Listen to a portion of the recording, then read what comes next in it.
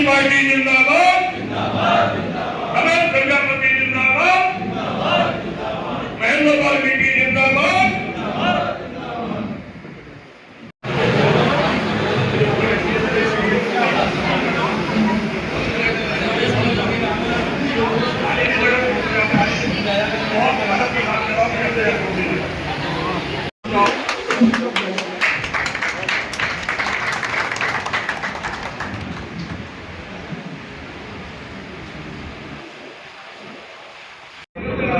आज एक सपा कार्यालय प्रेस कॉन्फ्रेंस का आयोजन किया गया, किस संदर्भ में किया गया है, क्या? संविधान स्तंभ अनावरण दिवस के तौर पे आज बुलंदशहर पार्टी कार्यालय में मनाया गया। 26 जुलाई का जो हमारा प्रोग्राम था वो आज बुलंदशहर कार्यालय में मनाया गया है। मैं इस बात की आप सबको हार्दिक अभिनंदन और बधाइयाँ देती हूँ, शुभकामना देती हूँ।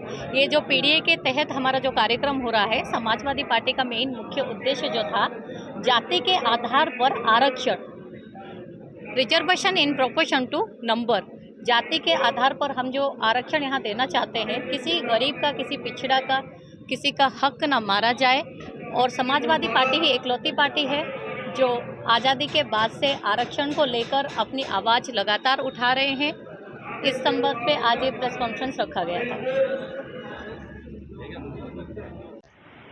सबसे पहले जनपद बुलंदशहर के काबिले सदर श्री मतलूब जी, एक्स एमएलए हमारे 3 यहाँ बैठे हैं, सभी का सम्मान के साथ साथ पत्रकार बंधुओं, आपके चैनल के माध्यम से मैं आपको बधाई और शुभकामनाएं इसलिए देना चाहता हूं कि आज का जो ऐतिहासिक दिन और ऐतिहासिक दिन के इस अवसर पर जो आज ये प्रेस वार्ता का आयोजन किया गया है, वो इसलिए किया गया है कि जो वर्तमान में केंद्र में भारतीय जनता पार्टी की सरकार सन 2014 से बैठी है, उसने उन गरीब लोगों के लिए जिनके पेट में रोटी नहीं, जमीन नहीं, जायदाद नहीं, नौकरी नहीं, राजनीतिक हिस्सेदारी नहीं, ये जो गैर बराबरी है, ये जो अविषमता है, ये जो असमानता है, और सबसे बड़ी बात जो संविधान में सभी जाति सभी वर्गों के लिए समानता की बात कही गई है, उसकी घोर उल्लंघना करते हुए इस भारतीय जनता पार्टी ने संविधान का अपमान किया है।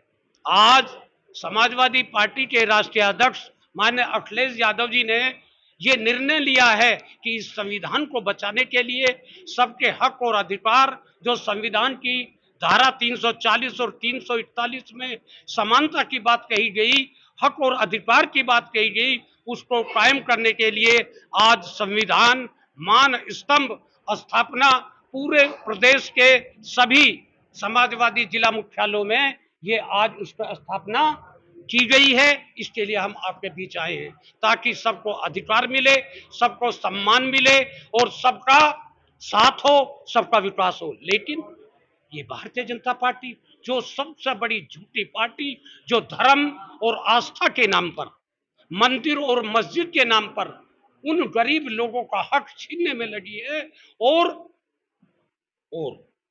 आस्था का बाजारीकरण कर, उसको गिरवी रख, वोट को लूटकर आस्था और विश्वास के नाम पर ये सत्ते में आते हैं।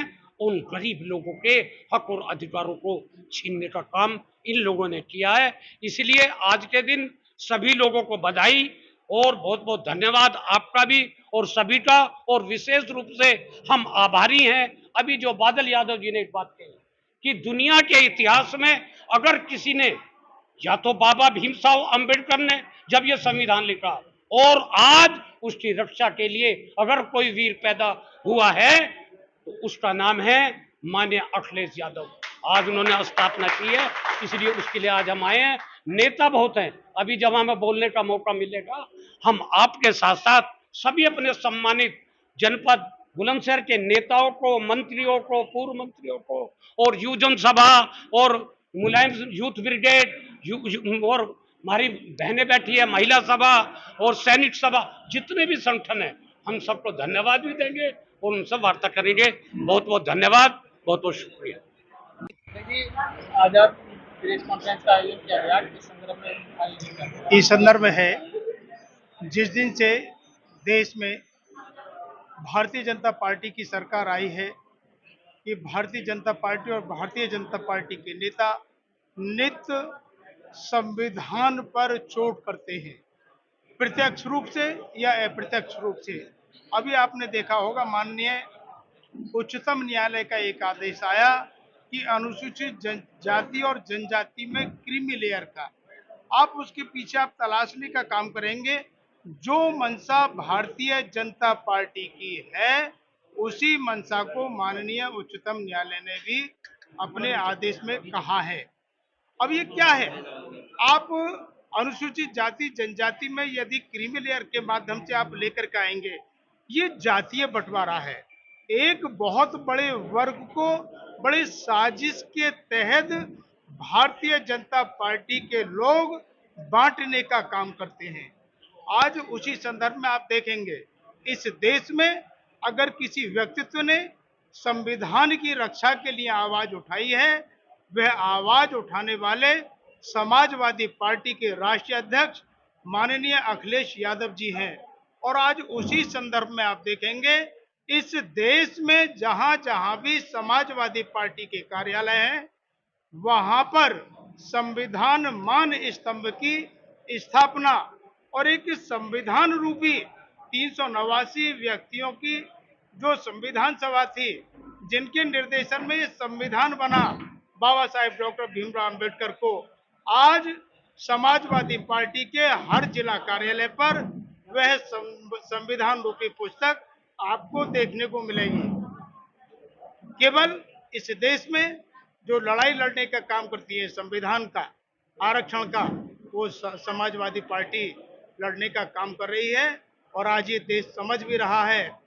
और आज उत्तर प्रदेश में आप देखेंगे कि सबसे बड़ी पार्टी के रूप में लोकसभा के चुनाव में समाजवादी पार्टी उभर करके आई है।